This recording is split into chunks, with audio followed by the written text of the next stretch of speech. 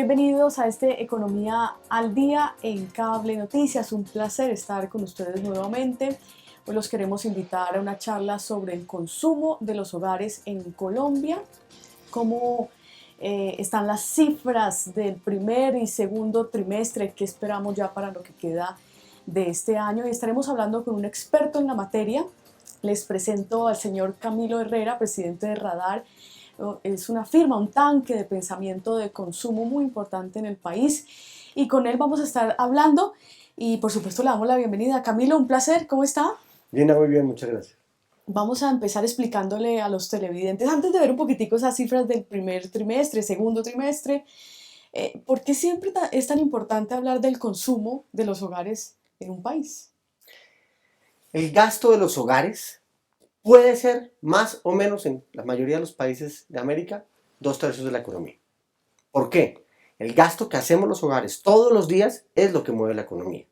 Hay un gasto que hace el gobierno, pero ese gasto que hace el gobierno es financiado con plata de nosotros. Entonces, de otra manera, con recursos de nosotros, el gobierno mueve la economía. Y si el hogar decide ahorrar, o el gobierno decide ahorrar, o como economía decidimos ahorrar, ahí está la inversión. El resto es un diferencial de comercio exterior. Ahorita está un poquito enredado en el país por el tema de balanza comercial por petróleo. Pero toda economía depende del gasto de los hogares. Y los hogares dependen de que ese gasto sea bueno y de que esté bien ejecutado. En la medida en que ese gasto sea bueno, mejora la calidad de vida, mejora el bienestar, mejora el ingreso per cápita, mejora la longevidad de vida y sin duda la situación de los hogares es mejor y existe un mejor ánimo para que las cosas se mantengan así por mucho tiempo. ¿Qué significa que ese gasto sea bueno? ¿Qué entendemos por eso? Uno pensaría que sea, por ejemplo, en efectivo, que no se endeuden mucho los hogares, ¿o a qué se refiere, Camilo? Hay una discusión muy grande, hay una serie de falacias que han crecido y sofismas en el mercado muy fácil, es decir, que endeudarse es malo. Yo entiendo que endeudarse es costoso, no es malo. Endeudarse bien es muy bueno, endeudarse mal es muy peligroso. Colombia aprendió esa lección cerca del 1999, muy bien aprendida. Ya los bancos tienen unos sistemas de riesgo que evitan que el endeudamiento sea malo y le han enseñado a la gente lentamente a endeudarse bien. ¿Qué es endeudarse bien?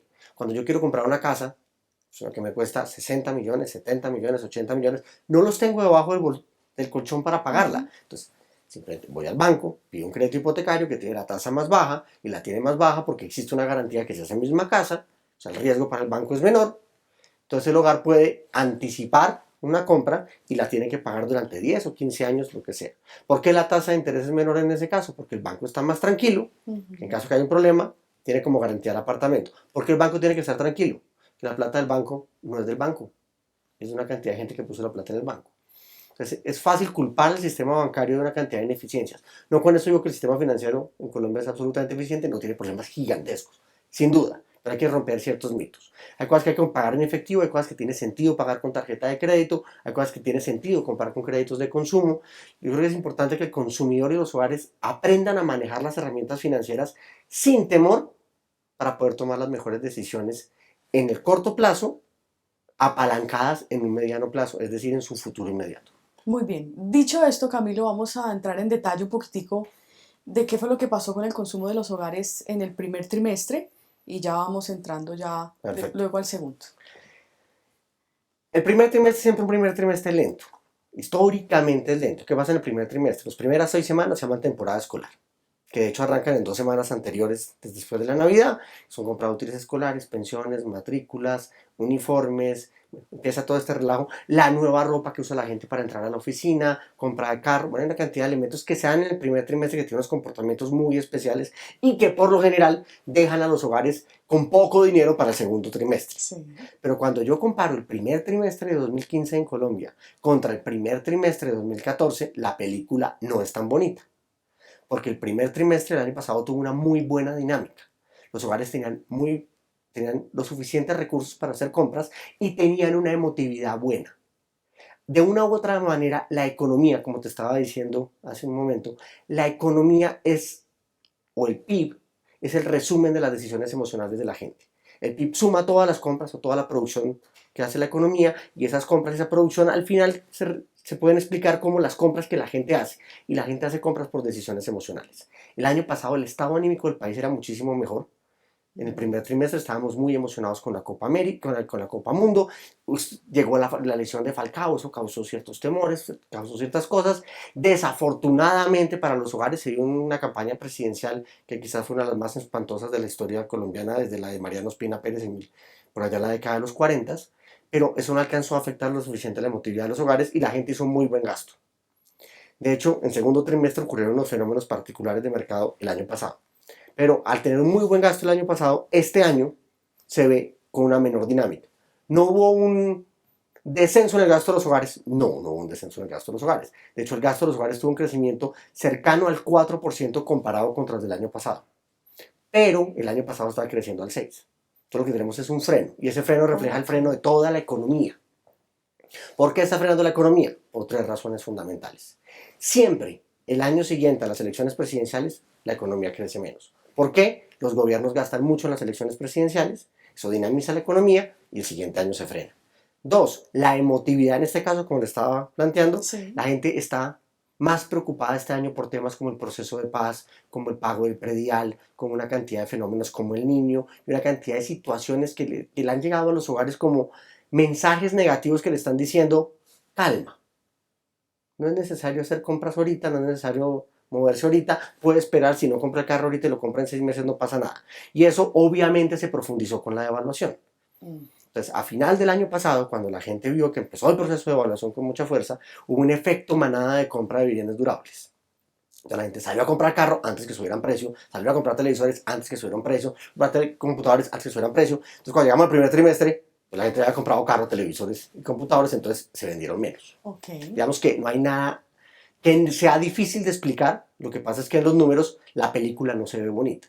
Entonces, a veces ver la foto es peligroso, es más interesante ver el cuento completo.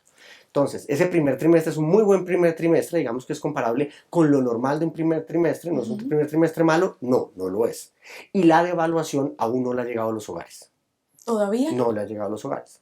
La devaluación no le va a pegar a la inflación tan duro como se espera o muchos han esperado que eso pase. ¿A qué se debe esto? A que no solo Colombia devaluó, muchos otros países devaluaron. Quizás Colombia fue de los que más devaluó, pero muchos otros países devaluaron. Y el caso de China es un ejemplo muy importante en este momento. China es el principal importador de petróleo del planeta. Entonces, un petróleo que le costaba $100 el barril se lo empezaron a vender a 50. Entonces, dentro de la misma cantidad de petróleo, a mitad de precio, sus líneas de producción bajaron de costos, llegaron a puertos a exportar para América, que llegara aquí a Buenaventura, al hub de Panamá, o que llegara a Iquitos, en Ecuador, donde fuera. Y el flete de esa carga le cuesta la mitad, porque el petróleo cuesta la mitad. Entonces lo que está llegando de China, inclusive esto puede estar llegando más barato. Lo mismo todos nuestros vecinos devaluaron, menos Ecuador, obviamente por un tema de dolarización, pero la gran mayoría están en estos fenómenos. Entonces, esa transmisión de precio no va a ser tan fuerte. Y adicionalmente, lo que la gente compra importado, lo va a seguir comprando importado. Sin importar la subida del dólar, finalmente. Ahí soy atrevido en lo que voy a decir, yo sé que estoy en la cadena nacional, yo soy atrevido. Y es lo que yo he llamado de una manera sencilla el efecto Nutella. El que ha probado cualquier tipo de crema chocolatada, como puede ser Nusita en Colombia, o lo que fue la mantequilla Cobo en los 80s, o lo que sea esto, sabe que es muy rica. Pero cuando prueba Nutella, las cosas cambian. El que compra sello rojo y después compra sello negro, las cosas cambian. El que toma Águila y después toma Club Colombia, las cosas cambian. La medida en que uno aprenda a comprar, aprende a consumir, entiende que está bien y que es muy bueno. Y si mi ingreso no ha cambiado, porque yo sigo con el mismo empleo, tengo el mismo nivel de salario, inclusive mayor salario, los precios no me están cambiando tanto, yo puedo seguir comprando las cosas buenas. Y la gente va a defender muchas cosas buenas. Otra la sustituirá. Yo creo que Nutella es de los primeros que puede morir en esa ecuación fácilmente ante una crisis. Pero pasar de algo bueno a algo malo es difícil. Entonces los hogares están apalancados en eso que se llama un proceso premium de los hogares. La gente aprendió a consumir lo mejor de cada categoría. Pero obviamente eso por nivel de ingresos es distinto. En ingresos bajos lo premium es distinto, en ingresos medios los premium es distinto, en ingresos altos lo premium es distinto. Esto ha construido a Colombia en los últimos 14 años, donde el ingreso per cápita se multiplicó por 3. Entonces el consumidor y el comprador han evolucionado de una manera gigantesca, permitiendo que el freno que está teniendo la economía no sea tan fuerte en el consumo de hogares. Radar dijo el año pasado, muchos nos miraron con cara de medio locos, y es, Históricamente el consumo de hogares ha crecido más que el Producto Interno Bruto, porque es el motor del producto. En los últimos 5 años eso no fue así porque el motor fue inversión. Y eso es muy bueno en la economía porque inversión es ahorro. Cuando venía 2015, desde agosto del año pasado les dijimos consumo de hogares va a volver a retomar la senda por razones lógicas. Petróleo, menor gasto público y el ciclo en el que va la economía. La mayoría de los analistas dicen no, hogares crece menos que el Producto Interno Bruto. En este momento todos los indicadores del DANE están mostrando que hogares es el que está jalando la economía. ¿Y eso se espera así para lo que resta ya de este año, Camilo? Es lo más seguro. Nosotros de hecho tenemos ahorita una revisión de números porque calculábamos que el fin del descenso de la compra de los hogares se iba a dar entre octubre y diciembre del 2015 y puede que se adelante para agosto. El primer trimestre fue en freno, pero ya el segundo trimestre está dando unas señales que no esperábamos. Mayo nos dio una señal muy positiva de compra de los hogares. El crecimiento de mayo contra mayo fue muy superior de lo esperado y eso se explicó por 3 razones fundamentales. Uno, abril fue un muy mal mes de compra de los hogares debido al pago del predial. Eso dejó asustado a la mayoría de las ciudades principales, muy en particular Bogotá, pero eso no solo afectó a Bogotá, afectó predios rurales en todo el país. Esto causó un ruido muy grande. Dos, comenzó a darse de una u otra manera un efecto muy fuerte en mayo relativo al niño, y es que las lluvias en mayo fueron 63% inferiores a las de mayo del año pasado. Entonces, la gente pudo salir al comercio, pudo salir a la tienda de barrio y le dio más sed. Entonces hay una dinámica de gasto.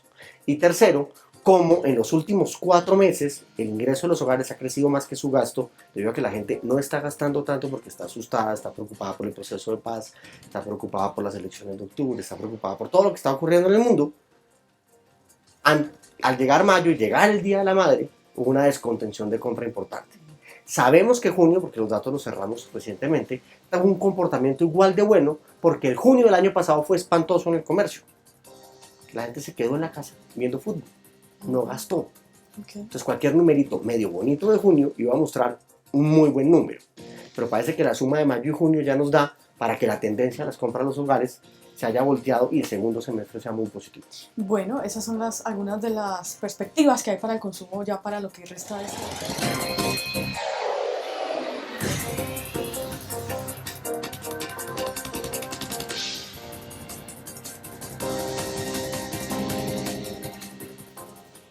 Muy bien, continuamos en este Economía al Día de Cable Noticias, hoy teniendo una charla con un experto en consumo. Él es Camilo Herrera, presidente de la firma Radar.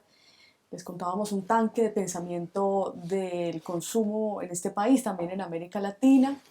Y en este segundo segmento quisiera invitar a Camilo también que nos explique un poquitico parte filosófica del consumidor en Colombia y una pregunta que es muy clave para nuestros televidentes: ¿qué diferencia hay entre consumidor y comprador? Algo que estaba haciendo referencia en el anterior segmento, Camilo. Es un problema que parece ser de lenguaje, pero no es un problema de lenguaje, es un problema muy de fondo. Las cuentas nacionales siempre han llamado al gasto de los hogares consumo de hogares y hemos caído en la trampa de decir que consumir es lo mismo que comprar, y eso es un error gigantesco. Radar hizo un estudio muy grande hace unos 3 años para alguna compañía en Colombia, donde investigamos la industria de los colchones. Estábamos a los colombianos: oiga, ¿usted tiene colchón? 95% de los colombianos dicen: sí, yo tengo colchón. Gracias. 2, ¿se acuerda hace cuánto compró el colchón? 60% de la gente se acuerda hace cuánto compró un colchón. ¿Se acuerda cuánto le costó el colchón? 40% de la gente se acuerda cuánto le costó el colchón, porque muchas veces cuando uno compra la cama le regalan el colchón, entonces desaparece la información del precio. ¿Se acuerda qué marca tiene su colchón? Como el 30% de los colombianos se acuerdan qué marca tiene el colchón. Cuando le preguntamos a la gente ¿hace cuánto volteó el colchón y para qué lado lo giró?, la respuesta cae al 10%. Y cuando le preguntas a la gente ¿hace cuánto no lava el colchón?, todo el mundo queda frío. Nadie sabe que tiene que lavar el colchón. Entonces, hay un relativo conocimiento del producto, una muy buena información sobre su proceso de compra y un total desconocimiento de cómo usar el colchón. El colchón es quizás el producto más importante para asegurar el bienestar de una persona. El rol mínimo del colchón es que uno descanse. Pero hoy por hoy, en el colchón, en un hogar pasa todo. Está la vida íntima de pareja, llega el gato, llega el perro, llega el niño, llega uno enfermo, hay uno estudia, uno trabaja, ve televisión, en el colchón se cena, se desayuna, el colchón terminó siendo el centro del hogar. Es hoy por hoy más potente que la cocina. En muchos hogares el colchón se convirtió en una cocina y nadie nos ha enseñado a usar un colchón. No sabemos si el colchón que tenemos es el que necesitamos para nuestra altura, nuestro peso y nuestra forma de dormir. Y eso es el colchón. Si yo le pregunto a la gente, oiga, ¿usted sabe manejar? Claro que no sé manejar. Oiga, ¿usted tiene pase? Sí, yo tengo pase. ¿Usted sabe usar su carro? No sé. ¿Leyó el manual de su carro? No sé. La diferencia entre comprar y consumir es usar las cosas bien si las compré bien. Y uno de los grandes problemas cuando hacemos el proceso de compra no conocemos los productos. Entonces, en la medida en que aprendemos a usar bien los productos, no solo vamos a estar más satisfechos por el producto, sino que vamos a hacer una compra mucho más eficiente. Cuando tú ya conoces la categoría, conoces el uso del producto, cuando vuelvas a comprar, vas a ser mucho más exigente en el proceso de compra. Y es lo mismo que hablábamos del efecto Nutella. Yo ya no voy a llegar a comprar cualquier cosa a menos de que sea un antojo o una situación de afán. Entonces, cuando las industrias y las instituciones, tanto públicas como privadas, entienden estas diferencias, hay cambios radicales en la estructura y la calidad de vida de los hogares.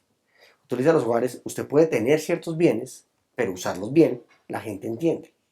Cuando procesos como reciclado, reutilizado, separación de basuras, tienen sentido de una manera más fácil para la gente. Si yo le obligo a la gente a que tiene que separar residuos, la gente no entiende. Si le digo a la gente, ese tarro que va a botar, no lo bote, úselo para otra cosa. La gente empieza a entenderlo un poco más. Si la gente entiende que el niño, por ejemplo, entiende que al salir del cuarto apaga la luz, es no para ahorrar plata, sino porque es que no necesitas la luz prendida, ¿para qué la dejas prendida? Él va entendiendo un razonamiento y de uso de productos mucho más sensato. Entonces, el mundo del marketing a nivel global, en los últimos 30 años, está poniendo al consumidor como el centro de la ecuación, dejando de lado al comprador. El comprador es simplemente un canal para que el producto llegue a la casa, a la oficina, donde sea, a satisfacer la necesidad del consumidor final. En Colombia, ¿qué tan lejos estamos de ser buenos consumidores? Estamos, me imagino yo, siendo más compradores, ¿o no? Ambos. Somos compradores muy buenos en unas cosas, muy malos en otras cosas. Somos consumidores muy buenos en unas cosas, muy malos en otras cosas. O sea, caer en la generalización es absolutamente peligroso. Los colombianos somos, por ejemplo, muy buenos algunos colombianos son muy buenos en el consumo de marranos. El colombiano es absolutamente eficiente, se come todo el marrano. Las pezuñas, la nariz, las orejas, todo. Los paisas en eso son geniales. Lo hacen completo. ¿Sí? Las nuevas generaciones no están informadas en una cantidad de cosas de alimentos. No saben comprar un tomate. No saben comprar un melón. Entonces cuando van a comprar dicen, esto está bien, esto está mal, esto está maduro, esto está fresco, yo no sé. Y nadie me enseña. Es una de las consecuencias de los autoservicios, es decir, los supermercados. Ahí están los tomates, escoja el que quiera. Pues si yo no sé escoger un tomate, ¿cómo sé si lo cogí bien o lo cogí mal? Entonces cuando lo cogen mal y llegan a la casa y dicen, el tomate de esta cadena es malo. No necesariamente, pero la cadena tampoco nunca le ayudó a usted a escoger el tomate. Así pasa con una cantidad de prendas. ¿De qué? De productos en Colombia. Un buen ejemplo son las prendas. Cuando la gente compra ropa, sobre todo ropa extranjera, las tallas son distintas. Porque nuestra antropometría como colombianos es diferente. Entonces hay una cantidad de cosas que tenemos que aprender a usar para aprender a comprarlas. Un buen ejemplo de eso puede ser los celulares o los carros. Tenemos unos equipos de tecnología tan altos que hacen tantas cosas que los usamos tan mal que solo los usamos como un 5% y las pilas solo nos duran 3, 4, 5 horas al día. Que nadie nos enseñó a usarlo, no lo venden. No. Creen que uno tiene un proceso autodidacta absolutamente claro. Y eso lo han entendido afortunadamente muchas organizaciones y han logrado enseñarle a la gente a usar los productos, a aprender pequeños trucos, a aprender pequeñas cosas. Y la gente ha logrado sacarle mucho más beneficio a los productos y se ha vinculado emocionalmente con la marca, lo cual obviamente para la empresa es beneficioso, la gente asegura una segunda compra o que alguien hable bien de su marca. Si no lo hace, pasa todo lo contrario. Entonces inevitablemente es una cadena positiva. Entonces las empresas han aprendido a enseñarle al consumidor cómo utilizar sus productos. Sí. Eso es muy importante. Ahora, hablemos de un mito en el mundo, Camilo, que es el consumismo. ¿Qué opinión le merece? La palabra aparece más o menos en los 70 a nombre de un ambientalista alemán y es recientemente retomada por un sociólogo polaco, Zygmunt Bauman, un libro brillante que se llama Vida de Consumo, donde le muestra al mundo que el consumismo está acabando el planeta. Esto es obviamente una línea de pensamiento entre las que puede haber en cualquier cosa, como hay izquierdas y derechas en la política, en la economía y en el marketing esto también ocurre. Esto es una línea muy de izquierda, podríamos llamarla, que no es de izquierda realmente, es una línea extrema, que parece ser la misma que tomó el Papa Francisco en Laudato Si, que publicó hace unas semanas. Y es decir, que el exceso de consumo es malo. Obvio, el exceso de consumo es malo. ¿Pero por qué hay exceso de consumo? Porque no hemos educado. Y si no hemos educado, vamos a comprar mal. Y si compramos mal, no sabemos si lo que estamos comprando es un producto ambientalmente correcto, industrialmente correcto, socialmente responsable. Si no estamos educados, vamos a cometer errores. Se decía en Latinoamérica hace unos años que lo mejor para mantener la política era tener al pueblo ignorante. No podemos caer en la misma trampa en los mercados. Lo mejor para mantener la economía es tener a la gente mucho mejor educada para que tome las mejores decisiones de compra. Al final, todas las decisiones van a terminar siendo emocionales. Pero necesito que las decisiones sean emocionales entre pares que sean racionales. Cuando yo escoja entre el tomate A y el tomate B, sepa que son dos tomates que no sé si son o no orgánicos, digamos que es una línea de producción distinta, pero que no contaminen y que cumplan con una responsabilidad social lo suficientemente clara. Si el consumidor entiende eso y sabe usar el tomate de la mejor manera, y sabe usar el colchón de la mejor manera, y sabe usar el televisor de la mejor manera, y sabe usar una cantidad de cosas, no solo va a estar más satisfecho, su estructura de gasto va a estar más sana, se va a saber endeudar de una manera concreta, sino que en el largo plazo vamos a tener líneas de producción mucho más eficientes y rentables. Con esto no estoy diciendo que lo que pasó en los últimos 100 años en industria fue malo. Muchas industrias hicieron las cosas muy bien hasta donde se sabía. Y en la medida en que han descubierto cosas malas, han ido mejorando. ¿Se han demorado? Sí, no es fácil salir de los problemas del azúcar, de las grasas trans. Una cantidad de cosas en las que tenemos que aprender y afortunadamente hay una cantidad de científicos en el mundo demostrando que hay cosas que veníamos haciendo por cultura que son malas.